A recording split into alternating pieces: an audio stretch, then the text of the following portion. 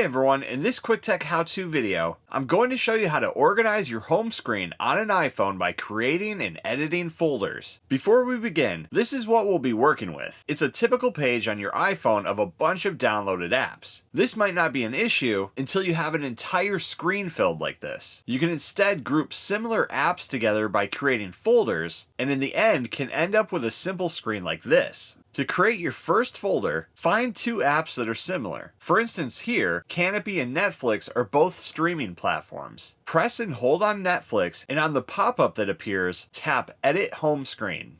Next, press and drag Netflix on top of the Kanopy app icon and then release. It will then create a new folder and automatically give that folder a name based on the apps inside. If you need to rename the folder, you can do it a couple of different ways. First, just long press on the folder again and then tap Rename. It will then open the folder and allow you to rename it. The other way is while you're inside of the folder, just press and hold on the name and then tap it again while in edit mode. You can then go through and organize all of your apps into new folders until you're good.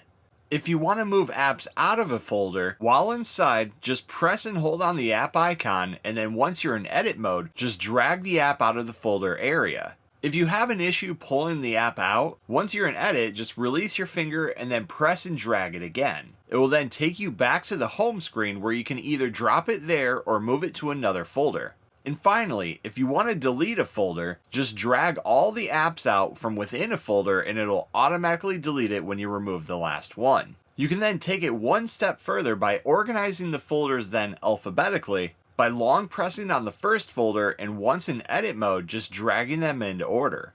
And that's how you organize your home screen on an iPhone by creating and editing folders. Thanks for watching. Please like and subscribe and stay tuned for more quick tech how-to videos.